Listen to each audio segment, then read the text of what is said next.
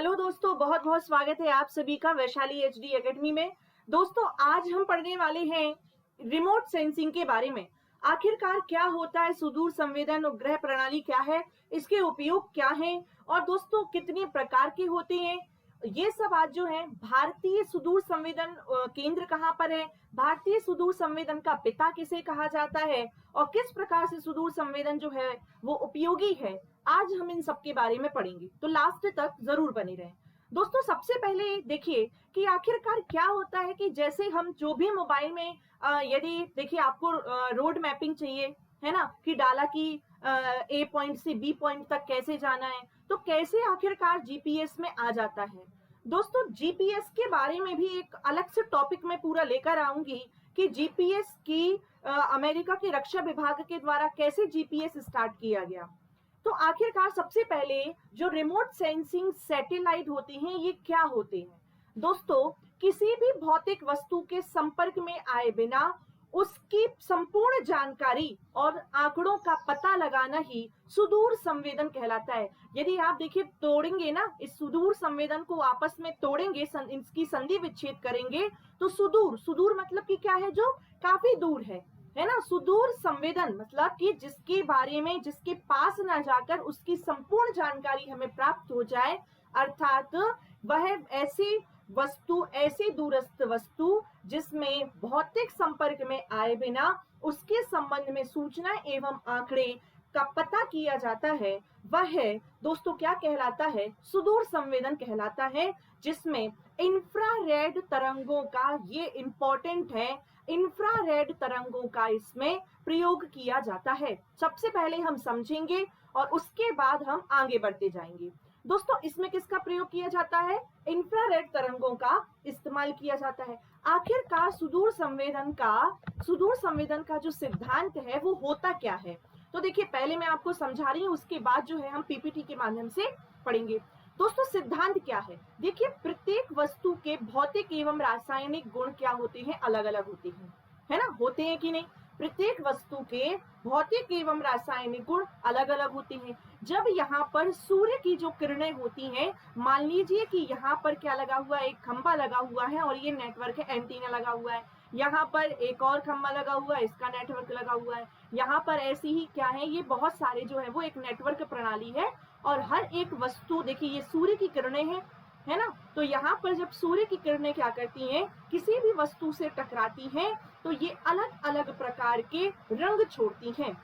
कोई भी देखिए खंभा देख लें, कोई वस्तु ए देख लें, कोई वस्तु बी देख लें, कोई वस्तु सी देख लें, और जब ये सूर्य की किरणें किसी भी वस्तु से टकराती हैं तो ये अलग अलग रंग की किरणें छोड़ती हैं, जिनका अवशोषण, परावर्तन, चुंबकत्व, विकिरण क्या होते हैं, इनसे एक निश्चित पैटर्न का निर्माण होता है। जैसे कि वायुमंडल में नहीं अनेक गैसें होती हैं, नाइट्रोजन भी होता है, कार्बन डाइऑक्साइड भी होता है, ऑक्सीजन भी होता है ना, और इसे ही संपूर्ण रूप से हम क्या कहते हैं, वायुमंडल कहते हैं। तो देखिए ये काम कैसे करता है, ये तो हमें पता चल गया कि किसी भी वस्तु के भौतिक संपर्क में आए बिना उसके बारे में जानकारी, आंकड़े, सूचनाएं पता करना रिमोट सेंसिंग या सुदूर संवेदन कहलाता है। तो ये काम कैसे करता है, एक दोस्तों एक ये क्या लगा रहता है, ये देखिए जो सूर्य से आने वाली किरणें हैं, ये जब किसी भी वस्तु से टकराती हैं तो परावर्तन के पश्चात ये अलग अलग क्या करती है, ये अलग अलग जो चुंबकत्व हो गया, अवशोषण हो गया, परावर्तन है, विकिरण है, इनसे एक पूरा एक निश्चित पैटर्न का निर्माण करती हैं। फिर उसके बाद में यहाँ पर क्या लगाए जाते हैं, जो विभिन्न स्थानों पर अब लगाए जाते हैं। देखिए ये क्या हो गया, यहाँ पर पृथ्वी से क्या करते हैं, जो जियो सैटेलाइट सिस्टम होते हैं, है ना, या जो जितने भी जो रिमोट सेंसिंग सिस्टम होते हैं, ये सैटेलाइट जो है वो पृथ्वी की भूस्थितिकीय कक्षा है या पृथ्वी की जो निम्न भू कक्षा है वहां पर छोड़े जाते हैं। जहां पर होता क्या है, जहां पर दोस्तों ये तरंगों को छोड़ते हैं और तरंगों का आदान प्रदान करते रहते हैं, जिसके आधार पर अब जहां पर देखिए मान लीजिए कि समुद्र के भीतर पनडुब्बी है और समुद्र के भीतर पनडुब्बी का हमें पता लगाना है, तो ये कैसे काम करेगा, ये इंफ्रारेड या अवरक्त किरणों का इसमें प्रयोग किया जाता है। तो देखिए अवरक्त किरणों का ही प्रयोग क्यों किया जाता है, अवरक्त किरणों का आपको याद हो तो हमने 11th-12th में भी पढ़कर आए थे कि कोहरा को देखने के लिए इनकी उच्च भेदन क्षमता होती है, जिसके कारण इनका प्रयोग चाहे कोहरा हो, चाहे पाला पड़े, चाहे समुद्र के भीतर हो, कहीं पे भी ये जा सकती हैं, कहीं पर भी ये पहुंच सकती हैं। ये इनका गुण होता है इंफ्रारेड वेव्स का। तो ये अवरक्त किरणों का, इसमें सुदूर संवेदन में अवरक्त किरणों का प्रयोग किया जाता है, क्योंकि इनकी भेदन क्षमता काफी अधिक होती है, जिस कारण ये हर जगह पहुंचा जा सकता है। दोस्तों देखिए, होता ये है कि अभी हम इस पे और अच्छे से काम करेंगे, कि इस पे हम और आगे डिस्कस करेंगे कि किस प्रकार से जो एक सैटेलाइट है, सैटेलाइट के बाद जो कि अंतरिक्ष में स्थापित है, और जितनी भी जो पृथ्वी पर अलग अलग जगह क्या बने हुए हैं, इन सैटेलाइट्स के सेंटर बने हुए हैं, जहां से सैटेलाइट से जो वेव होती है, तरंग होती है, ये सैटेलाइट से जो वेव होती है वो इन केंद्रों तक आती है, फिर केंद्रों के माध्यम से हमारे मोबाइल तक पहुंचती है। ये क्या होते हैं दोस्तों, अलग अलग क्या है, ये अलग अलग जो सेंटर्स हैं ये स्थापित किए गए हैं। भारत में दोस्तों यदि हम भारत की बात करें तो भारत में जो सुदूर संवेदन का पिता है, ये किसे कहा जाता है, पिशरौत रामा पिशरौटी को माना जाता है। देखिए इसे माना जाता है, ये आप जरूर याद रखें कि भारत में जो इंडियन रिमोट सेंसिंग का जो जनक कहा जाता है वो किसे कहा जाता है, तो प्रोफेसर, यहाँ पर याद रखें, प्रोफेसर पिथरौत रामा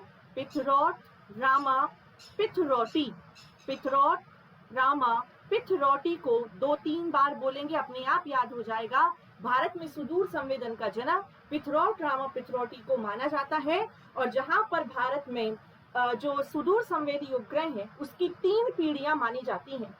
देखिए, मैं आपको यदि अंतरिक्ष विज्ञान पढ़ना है तो अब मैं आपको अलग से पढ़ाऊंगी कि सबसे पहले SLV आया, सैटेलाइट लॉन्च व्हीकल, फिर उसके बाद ASLV आया, फिर उसके बाद में PSLV आया, उसके बाद में आया GSLV आया, फिर उसके बाद में RSLV आया, है ना, satellite launch vehicle, augmented satellite launch vehicle, polar satellite launch vehicle, geosynchronous satellite launch vehicle और रीयूजेबल लॉन्च व्हीकल।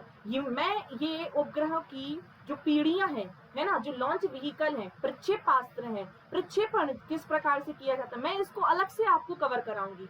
अभी देखिए, भारत में जो रिमोट सेंसिंग की हम बात कर रहे हैं, तो सबसे पहले 3 पीढ़ियां मानी जाती है सुदूर संवेदी उपग्रह की। देखिए, पहले जो है कोई भी एक ट्रायल होता है, तो सबसे पहले भारत में भास्कर प्रथम और भास्कर द्वितीय सुदूर संवेदी प्रायोगिक तौर पर भेजे गए।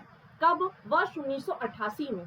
और लेकिन ये कैसे थे, भास्कर फर्स्ट और भास्कर सेकंड, ये प्रायोगिक एक ट्रायल के तौर पर भेजे गए कि ये हमने अंतरिक्ष में भेज दिए, और क्या ये पृथ्वी की भू स्थिति, ये क्या पृथ्वी की जानकारी जो है वो हमें दे पा रहे हैं, किसी भी वस्तु के भौतिक संपर्क में आए बिना उसकी जानकारी दे पा रहे हैं। फिर उसके बाद वर्ष 1988 में IRS-1A है ना, तो इंडियन रिमोट सेंसिंग सैटेलाइट जो IA है, इसके साथ दोस्तों प्रारंभ हो जाता है भारत में रिमोट सेंसिंग सैटेलाइट का। और पहली पीढ़ी में देखिए IRS-1A, IRS-1B को छोड़ा गया, तो IRS-1A को वर्ष 1988 में और IRS-1B को वर्ष 1991 में छोड़ा गया। आपसे अब कहेंगे क्वेश्चन कैसे आता है, तो मैं आपको वो भी बता दूंगी। क्वेश्चन आता है कि सुदूर संवेदी उपग्रह क्या है और इनके उपयोग लिखिए, या फिर क्वेश्चन आता है जो 2019 में क्वेश्चन आया था, सुदूर संवेदी उपग्रहों के प्रकार बताइए, या क्वेश्चन आ सकता है सुदूर संवेदी उपग्रह क्या है, इनके अनुप्रयोगों के बारे में बताइए। तो अभी आगे जाकर हम अनुप्रयोगों के बारे में पढ़ेंगे। क्वेश्चन आता है भारत में सुदूर संवेदी उपग्रह का विकास कैसे हुआ, इसके विकास का वर्णन कीजिए। तो आपको वही लिखना है कि सबसे पहले प्रायोगिक तौर पर भास्कर प्रथम और भास्कर द्वितीय, और है ना, फिर उसके बाद 1988 में इन्हें 3 पीढ़ियों में, सुदूर संवेदी उपग्रहों को 3 पीढ़ियों में बांटा गया है। पहली पीढ़ी में IRS-1 और IRS-1B को छोड़ा गया, और जिसमें दोस्तों किसका प्रयोग किया जाता है, liner imaging self scanning sensor नामक कैमरे का प्रयोग किया जाता है। यदि आपको ये याद नहीं है तो आप याद रख सकते हैं, इसमें पेनक्रोमैटिक कैमरे का भी प्रयोग किया जाता है।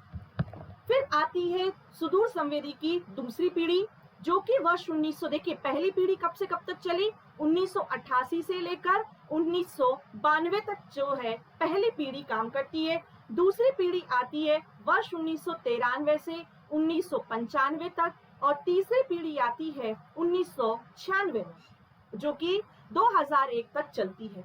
दो अभी वर्तमान में तीसरी पीढ़ी जो है इस पर लगातार कार्य हो रहा है। पहली पीढ़ी में IRS 1A, IRS 1B छोड़ा गया।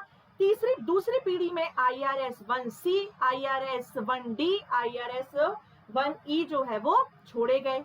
और जब तीसरी पीढ़ी की हम बात करते हैं तो दोस्तों तीसरी पीढ़ी देखिए ये जो, लेकिन दूसरी पीढ़ी में IRS 1D जो था इसे PSLV से छोड़ा गया था, और बाकी यदि हम बात करें IRS है ना, A हो गया, B हो गया, C हो गया, इन्हें SLV के द्वारा छोड़ा गया था, सैटेलाइट लॉन्च व्हीकल के द्वारा छोड़ा गया था। क्या अंतर होता है SLV में, PSLV में, GSLV में, हम नेक्स्ट लेक्चर में उसे हम देखेंगे।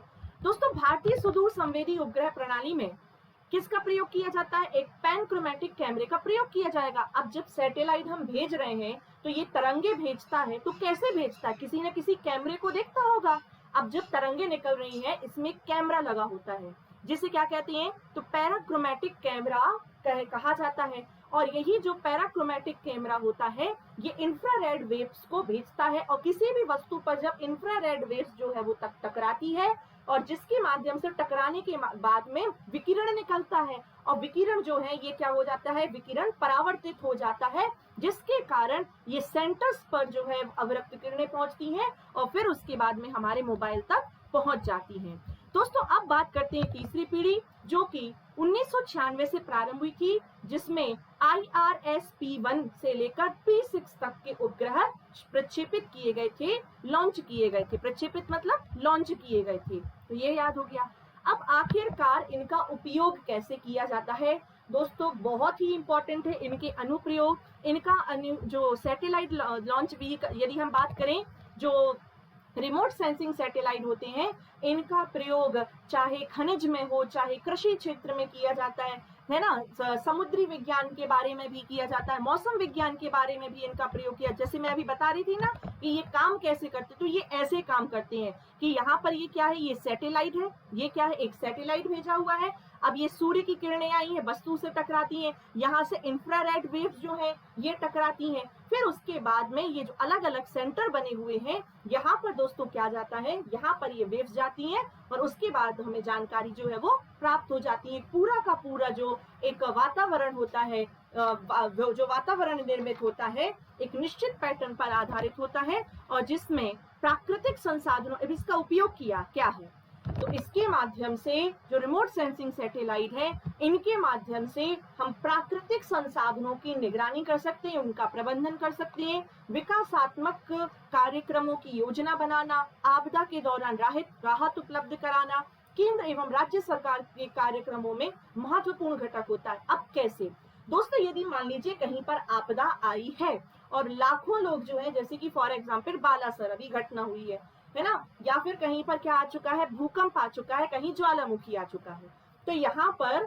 जो किस प्रकार से आपदा की निगरानी की, कहाँ पर कौन सा व्यक्ति जो है वो फंसा हुआ है, या फिर कहाँ पर जो है वो आपदा ज्यादा आई हुई है, कहाँ पर कम आई है, तो इसकी निगरानी और प्रबंधन किया जा सकता है। कहाँ पर भूजल ज्यादा है, कहाँ पर भूजल, आपने देखा होगा वन सर्वेक्षण किया जाता है ना, मृदा सर्वेक्षण किया जाता है, खनिज सर्वेक्षण किया जाता है। तो ये कैसे सर्वेक्षण करते हैं, ऐसा तो है नहीं है कि घर घर जाके जो है या फिर देखते हैं कि पौधों को गिनते होंगे, नहीं, ये सब जो है वो सैटेलाइट के माध्यम से होता है, रिमोट सेंसिंग सैटेलाइट्स के माध्यम से ही, चाहे वो आपदा हो, चाहे वो पेयजल की समस्या हो, चाहे वो दोस्तों फसल हो, चाहे वहां देखिए, चाहे जल प्रबंधन करना हो, चाहे दोस्तों ग्रामीण अवसंरचना का निर्माण करना हो, है ना, इनका प्रयोग किया जाता है। किसका, रिमोट सेंसिंग सैटेलाइट सिस्टम का प्रयोग होता है। अब इसका उपयोग ध्यान से पढ़ें, नोट्स में लिख लें, छाप लें, बहुत ही इंपॉर्टेंट है ये, कैसे काम करता है, इसके अनुप्रयोग या उपयोग क्या है।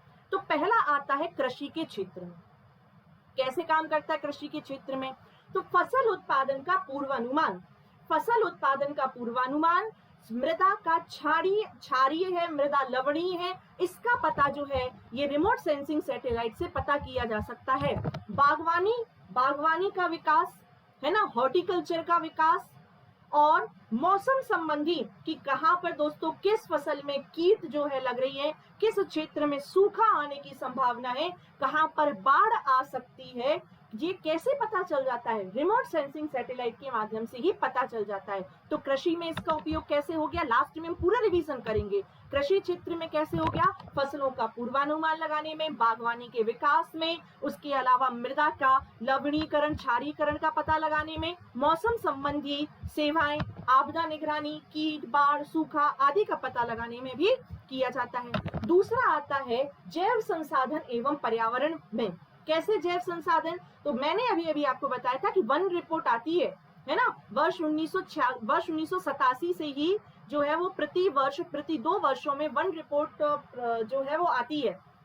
तो कैसे आती है? क्योंकि ये रिमोट सेंसिंग सैटेलाइट के माध्यम से ही वनों के प्रकारों का, वन आच्छादित क्षेत्र कि कैसे मध्य प्रदेश में जो है वो सर्वाधिक वन है, प्रतिशत के आधार पर मिजोरम में सबसे ज्यादा वन है ना, आर्द्र भूमि कि किस क्षेत्र को वेटलैंड्स घोषित करना है, जैसे अभी हमारा सिरपुर तालाब हो गया है ना, जो भोज तालाब हो गया, ये आर्द्र भूमि में शामिल है।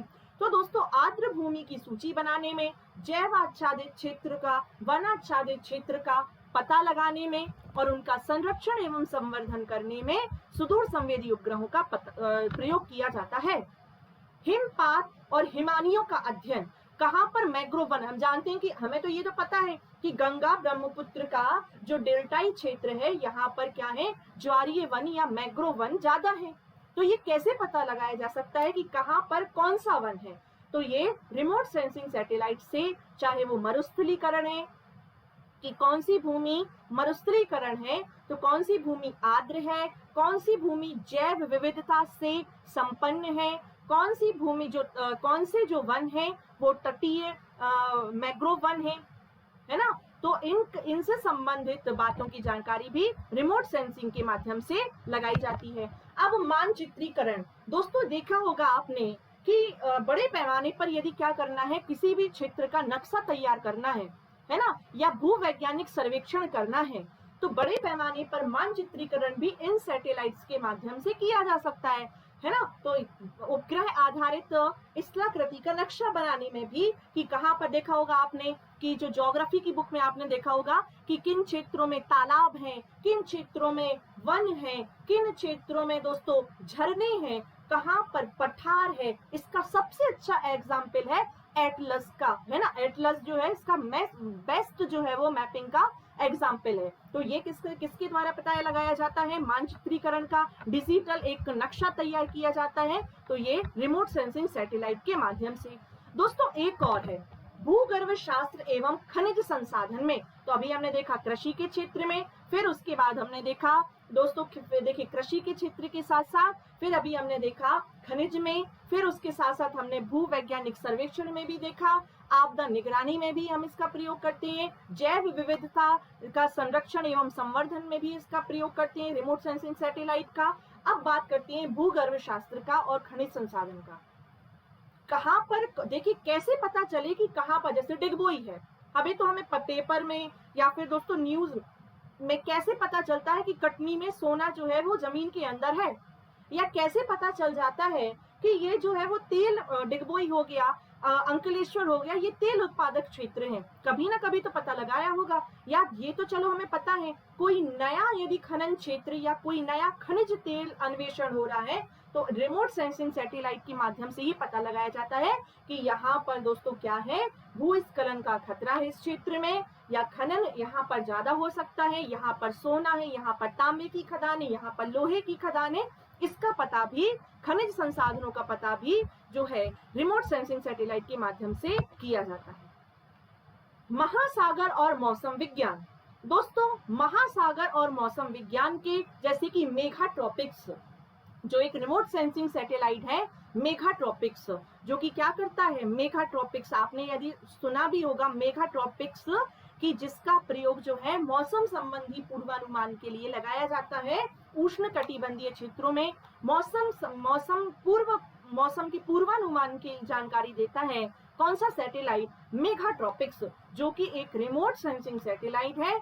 और देखिए महासागर में कैसा कि कहाँ पर समुद्री तूफान आना है, कहाँ पर दोस्तों चक्रवात आना है, कहाँ पर सुनामी आना है, इसका पता भी सुदूर संवेदी, है ना, कि क्षेत्रीय मौसम की आपने देखा होगा आज तक वाले कि दिल्ली का मौसम इतना रहेगा, भोपाल का इतना रहेगा, चंडीगढ़ का मौसम इतनी डिग्री सेल्सियस रहेगा। तो ये कैसे पता करते हैं दोस्तों, ये रिमोट सेंसिंग सैटेलाइट से पता करते हैं। वहां जाकर पूछते नहीं है कि यहाँ पर कितनी गर्मी पड़ रही है ना, या किस क्षेत्र में कितनी गर्मी पड़ रही है। तो ये सब रिमोट सेंसिंग सैटेलाइट के माध्यम से ही पता किया जाता है। नेक्स्ट अब हम बात करते हैं दोस्तों ग्रामीण विकास में। मैंने पहले भी कहा था आपको ग्रामीण अवसंरचना के निर्माण को। जैसे कि देखिए कहीं अब ग्रामीण अवसंरचना, मान लीजिए कि जो प्रधानमंत्री आवास योजना के तहत जो घर बन रहे हैं, ये कैसे घर बन रहे हैं, तो पहले ही इनका एक डिजिटल मैप तैयार हो जाता है। और ग्रामीण विकास में जहां पर पानी अच्छा होगा, जहां पर दोस्तों बंजर भूमि नहीं होगी, वहां पर पानी अच्छा होगा, वहां पर ही क्या होगा दोस्तों, वहां पर ही क्या हो सकता है, मकान जो है वो बन सकता है। जहां पर भूकंप कम आते हो, तो बंजर भूमि का मानचित्रीकरण हो गया, वाटरशेड विकास और निगरानी, साथ ही साथ भू आलेखों का जो लैंड रिकॉर्ड है उसका भी क्या कर सकते हैं हम, लेखा जोखा जो है सुदूर संवेदन के माध्यम से, चाहे नगरीय विकास हो चाहे ग्रामीण विकास हो, इनका मास्टर प्लान तैयार कर सकते हैं सुदूर संवेदी के माध्यम से। जल संसाधन में कैसा कि कहाँ पर दोस्तों, पहले के समय में आपके यहाँ पे भी आप बताएंगे मुझे कमेंट बॉक्स में कि आपने भी ये सुना होगा कि नारियल लेके हाथ में नारियल लेके क्या किया जाता था, पानी का पता लगाया जाता था कि यहाँ पर पानी है तो नारियल उठ जाता था, तो पानी है, नहीं उठा तो पानी नहीं है। ठीक है, हमारे जो ग्रामीण इलाकों में तो अभी भी यही चलता है कि दिखवाया जाता है कि पानी है कि नहीं है। लेकिन दोस्तों एक यदि हम बात करें कि यदि हम बात करें कि आधारभूत संरचना कि यहाँ पर जो है पानी अच्छा है, यहाँ पर सिंचाई की मूलभूत यहाँ पर सिंचाई है, यहाँ पर जलाशय बन सकता है। यदि ऐसी भूमि जहाँ पर तालाब का निर्माण कराना है, रिमोट सेंसिंग के माध्यम से पहले ही देख लिया कि इस भूमि के नीचे पानी है, तो यहाँ पे तालाब का निर्माण करा दिया। अब मान लीजिए कि ये नहीं होगा तो हम जगह जगह गड्ढा खोदते रहेंगे, तालाब से पानी ही नहीं निकलेगा, तो काहे का तालाब। तो दोस्तों इसके माध्यम से, रिमोट सेंसिंग के माध्यम से जल संसाधन की आधारभूत संरचना का भी पता लगाया जाता है। अब देखते हैं प्राकृतिक संसाधनों में। देखिए बहुत सारे अनुप्रयोग अभी हम पढ़कर आ गए, मतलब हर चीज में, चाहे वो जैव विविधता हो, चाहे वो खनिज हो, चाहे वो कृषि हो, चाहे वो दोस्तों यदि प्राकृतिक संसाधन हो, चाहे वो भू सर्वेक्षण हो, इन सब में किसका प्रयोग किया जाता है, रिमोट सेंसिंग सैटेलाइट सिस्टम का रिमोट सेंसिंग सैटेलाइट का उपयोग किया जाता है। अब देखिए भूमि का उपयोग, भूमि आकृति विज्ञान, भूमि क्षरण, भू उपयोग के परिवर्तन की जानकारी, प्राकृतिक भंडारों का समय समय पर अनुमान भी सुदूर संवेदी उपग्रहों के माध्यम से लगाया जाता है। जितने भी प्राकृतिक संसाधन है, जितने भी रिसोर्सेस हैं, है ना, नेचुरल रिसोर्सेज हैं, उनका भी पता जो है IRS के माध्यम से लगाया जाता है। और आपदा प्रबंधन, चाहे बाढ़ हो, चाहे सूखा हो, चाहे भूकंप हो, चाहे ज्वालामुखी हो, चाहे वनों में आग हो। अब जैसे कि ऑस्ट्रेलिया के जंगलों में तो आए दिन आग लगती रहती है, तो इसका पता भी कैसे लगाया जाता है, आग लगने का कारण, उसका पता सुदूर संवेदी उपग्रह के माध्यम से। और साथ ही साथ कैसे कह देते हैं कि आज कोसी नदी जो है वो उफान पर है, इसलिए बिहार में बाढ़ आने की संभावना है। कैसे कह देते हैं कि जो दामोदर नदी है वो अपनी उफान पर है, इसी कारण जो है वो बाढ़ आने की संभावना पश्चिम बंगाल में है। या हम कैसे कह देते हैं कि आज जो है कोलडेरा ज्वालामुखी जो है वो फटने वाला है। तो किस प्रकार से दोस्तों ये चक्र आपदा प्रबंधन में सहायक होता है, तो जहां पर जो रिमोट सेंसिंग सैटेलाइट लगे होते हैं, तो आपदा, प्राकृतिक आपदा का निपटान में भी महत्वपूर्ण भूमिका निभाता है। कौन, तो IRS। अब दोस्तों यदि हम बात करें भारत की, भारत में, तो भारत में अभी हम 3 पीढ़ियां जो है वो पढ़कर आए हैं। भारत में वर्तमान में 13 सैटेलाइट हैं, 13 जो है ऑपरेशनल सैटेलाइट्स हैं जो कि काम कर रहे हैं, सुदूर संवेदी उपग्रह हैं। और जिनमें से 7 जो हैं ये प्रमुख तौर पर भारत में, देखिए यही है कि पृथ्वी के, यदि हम बात करें तो देखिए ये पृथ्वी में जो भूगर्भ की जानकारी या विभिन्न जानकारी जो है ये सैटेलाइट सिस्टम हमें प्रदान करती है। साथ ही साथ दोस्तों ये कितने प्रकार के होते हैं वो देख लेते हैं। प्रमुखतः जो सुदूर संवेदी उपग्रह होते हैं वो दो प्रकार के होते हैं। एक होता है सक्रिय सुदूर संवेदी होता है, एक होता है निष्क्रिय सुदूर संवेदी होता है। सक्रिय सुदूर संवेदी ये होता है कि जहां पर तरंगों को उपग्रह के द्वारा विशेष तरंगों को भेजा जाता है और उन्हें ग्रहण किया जाता है। जैसे तरंगे भेजी, सैटेलाइट्स के पास गई और सैटेलाइट से फिर से तरंगे क्या आ गई, वापस हो गई। तो फ्लैश के साथ कैमरा, ये किसका उदाहरण हो गया, सक्रिय सुदूर संवेदी का, जिसमें तरंगे भेजी जाती हैं और तरंगों को ये वापस आने पर ही हमें उस वस्तु की जानकारी मिलती है। फिर निष्क्रिय क्या होता है, जिसमें किसी भी प्रकार की तरंगे नहीं भेजी जाती। इसमें किसी भी प्रकार की तरंगे नहीं भेजी जाती, बल्कि किसी भी वस्तु से निकलने वाली, अभी अभी बताया था मैंने कि प्रत्येक वस्तु के भौतिक एवं रासायनिक गुण अलग अलग होते हैं और किसी भी वस्तु से जब सूर्य की किरणें टकराती हैं तो ये अपने अपने अलग अलग गुणधर्म का प्रदर्शन करती हैं। तो निष्क्रिय सुदूर संवेदी में जो स्वाभाविक रूप से निकलने वाली तरंगों को ग्रहण किया जाता है, जैसे बिना फ्लैश का कैमरा, तो ये किसका हो गया, एक सक्रिय सुदूर संवेदी और एक हो जाता है निष्क्रिय सुदूर संवेदी। आगे आने वाले लेक्चर्स में मैं आपको अंतरिक्ष विज्ञान की प्रमुख पीढ़ियों के बारे में बताऊंगी। इसी के साथ मिलते हैं कि SLV, GSLV, ASLV, PSLV क्या होता है, मैं इसके बारे में आपको बताऊंगी। तो मिलते हैं दोस्तों नेक्स्ट लेक्चर के साथ। जय हिंद, जय भारती, धन्यवाद।